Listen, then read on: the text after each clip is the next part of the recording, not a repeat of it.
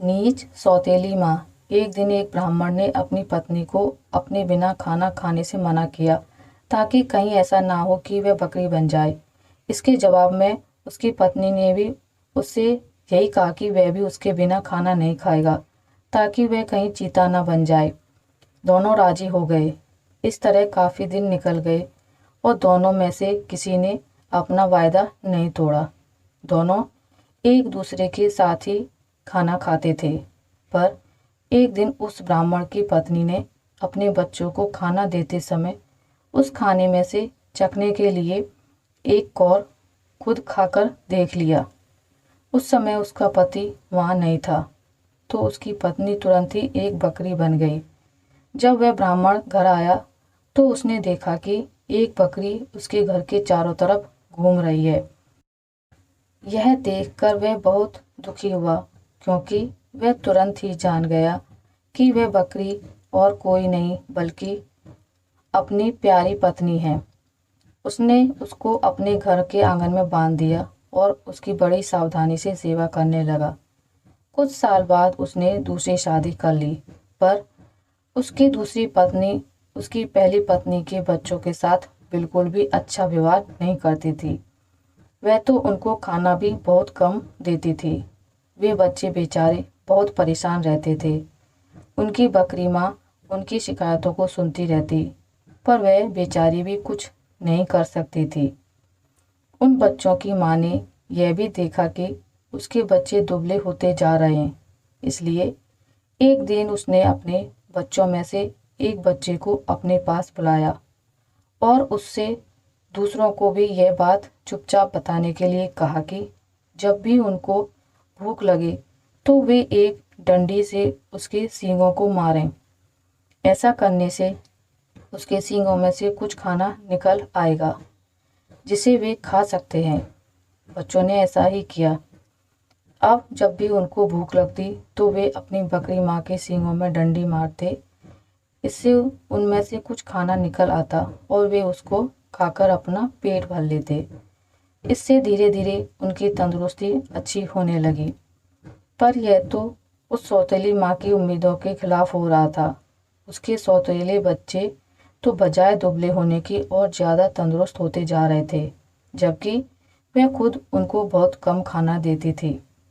वह उनको इतना तंदुरुस्त देखकर बहुत ही ताज्जुब में पड़ गई कि यह सब कैसे हो रहा है।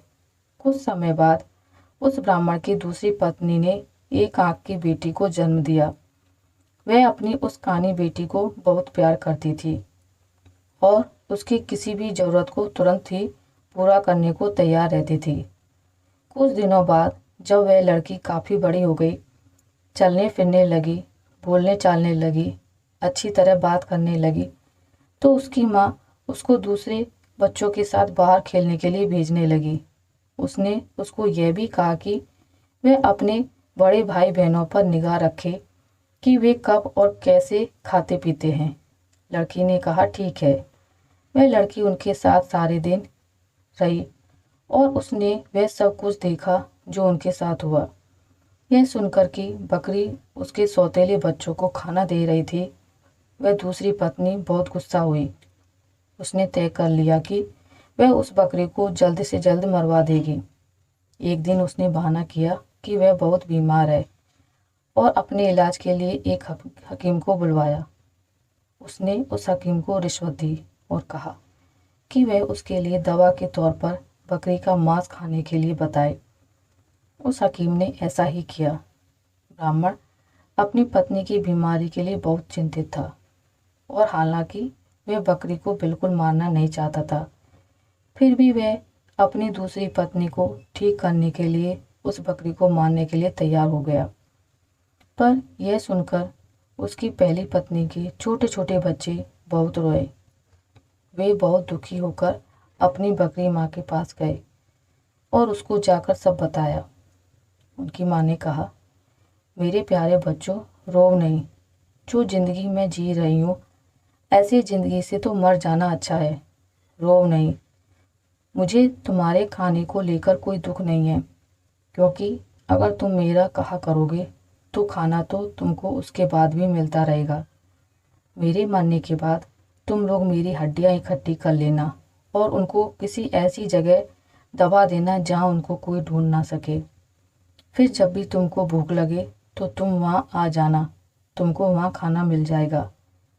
वह बकरी उनको यह सलाह बड़े समय से दे रही थी। जैसे ही उसने अपनी बात खत्म की और उसके बच्चे वहाँ से गए कि तभी एक कसाई अपना बड़ा चाकू लेकर वहाँ आ पहुँचा और उसने उस बकरी को मार दिया। उस बकरी के शरीर को टुकड़ों में काट कर पका दिया। ब्राह्मण की पत्नी ने उस बकरी के मांस को खाया, पर बच्चों को केवल हड्डियां ही मिली। बच्चों ने उन हड्डियों का वही किया जो उनकी बकरी माँ ने उनसे करने के लिए कहा था। उन्होंने उसकी हड्डियां एक जगह दबा दी जहाँ उन्हें कोई ढूंढ नहीं सकता था। जब उनको खाने की ज़रूरत होती तो वे वहाँ जाते और उन हड्डियों से खाना मांग लेते और उनको खाना मिल जाता। सो अब उनको फिर से खाना रोज़ और खूब मिल रहा था। अब वे भूखे भी नहीं रहते थे। उनकी तंदुरुस्ती फिर से ठीक होती जा रही थी। उस बकरी के मर जाने के कुछ समय बाद ब्राह्मण की पहली पत्नी की एक बेटी पानी के नाले में अपना चेहरा धो रही थी कि उसकी नाक की लौंग खुल गई और पानी में गिर गई। एक मछली पानी के साथ उसको भी पी गई। अब हुआ यह कि एक मछुआरे ने वह मछली पकड़ ली और राजा के रसोइये को बेच दी। रसोइये ने जब उस मछली को पकाने के लिए काटा तो उसको यह देखकर बड़ा आश्चर्य हुआ कि उसके अंदर तो नाक की एक लौंग थी।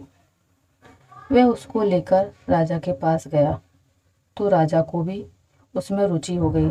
राजा ने अपने राज्य में यह मुनादी पिटवा दी कि जिस किसी की भी नाक की लौंग खो गई हो वह उसको राजा से आकर ले जाए। कुछ ही दिनों में उस लड़की का भाई राजा के पास आया और बोला कि वह नाक की लौंग उसकी बहन की थी। उसकी यह नाक की लौंग उसका चेहरा धोते समय नाले में गिर पड़ी थी।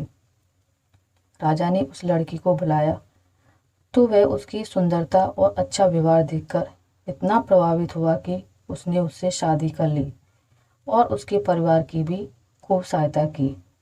तो दोस्तों, आपको मेरी आज की वीडियो कैसी लगी मुझे कमेंट करके ज़रूर बताइएगा। अगर आपको ये वीडियो अच्छी लगी है तो इसे लाइक करें, ज़्यादा से ज़्यादा शेयर करें और अगर आप मेरे चैनल पर नए हैं तो इसे सब्सक्राइब करना ना भूलें।